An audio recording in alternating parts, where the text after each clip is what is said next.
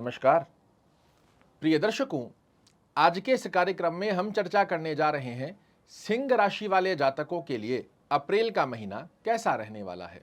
आपका स्वास्थ्य, धन दृष्टिकोण, भाग्य, शिक्षा, यात्रा, दाम्पत्य जीवन, प्रेम संबंधों की गतिविधि आने वाले महीने में किस प्रकार आपके सामने प्रदर्शित होगी, यही अग्रिम जानकारी लेकर आज आपके सामने उपस्थित हुआ हूं।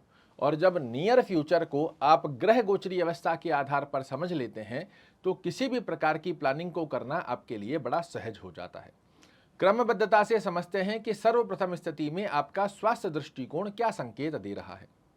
आपके लग्न के स्वामी होते हैं सूर्य महाराज। वर्तमान समय में आपके अष्टम भाव में संचरण कर रहे हैं।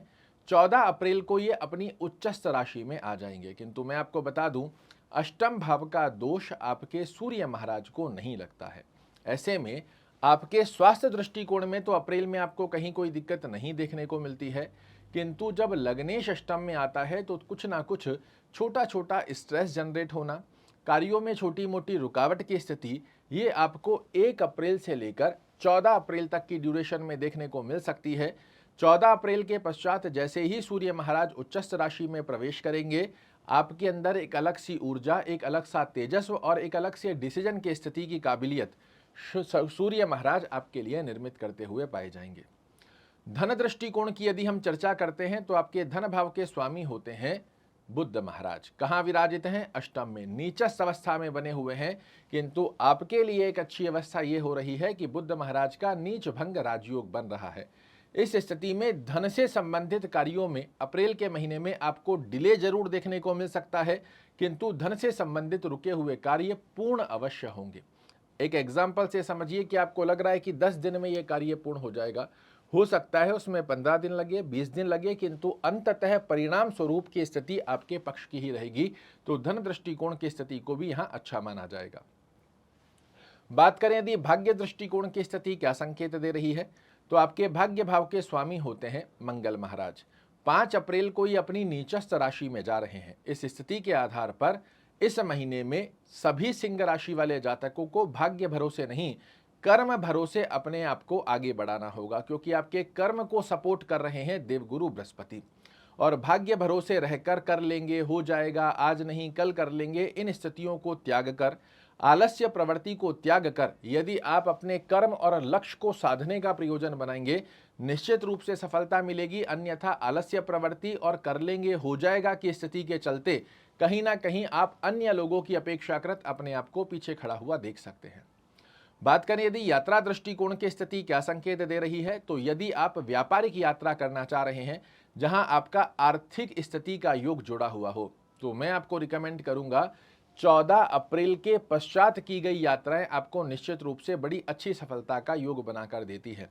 भौतिक सुखों की यात्रा कर रहे हैं तो भी बेटर यह है, यदि बहुत यादगार मेमोरीज लेकर आना चाह रहे हैं तो आपके लिए बढ़िया यही रहेगा कि 14 अप्रैल के बाद करें। कोई आवश्यक स्थिति हो तो भौतिक सुखों की यात्रा आपको पूरे महीने की जा सकती है, किंतु व्यापारिक यात्राओं में 14 अप्रैल के पश्चात का योग आपके लिए बड़ा सुंदर स्वरूप में कार्य करता हुआ पाया जाएगा।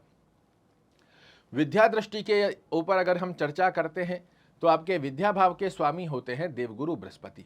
बड़ी सुंदर अवस्था का योग बना रहे हैं। अब ये अपना राशि परिवर्तन करने की स्थिति का योग भी बना रहे हैं, और ये सब विद्यार्थियों के लिए बड़ी अच्छी अवस्था का योग है कि आपको कंपटीशन में सफलता का योग बनाए। कोई एग्जाम आप दे रहे हैं, नया एडमिशन आप ले रहे हैं, इन सब गतिविधियों में आपको देवगुरु बहुत अच्छे से सपोर्ट करते हुए पाए जाएंगे। दाम्पत्य जीवन की स्थिति पर चर्चा करते हैं तो आपके दाम्पत्य भाव के स्वामी अष्टम भाव में संचरण करने जा रहे हैं। यहाँ थोड़ा सा आपको दाम्पत्य जीवन में अंडरस्टैंडिंग रिलेटेड इशू देखने को मिल सकता है, तो उसमें थोड़ा सामंजस्य बनाकर रखिएगा।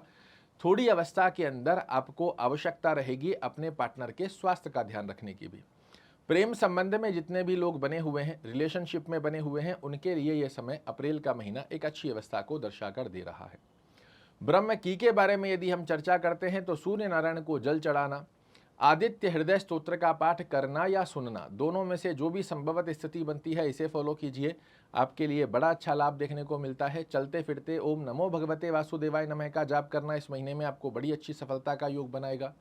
कोई भी बड़ा कार्य करना चाह रहे हैं जिसमें आपको सफलता प्राप्ति की इच्छा जाहिर हो, तो मैं आपको रिकमेंड करूंगा इस महीने के हर गुरुवार, चारों गुरुवार में से कोई बड़ा कार्य अगर आप करना चाह रहे हैं तो गुरुवार का चयन करें।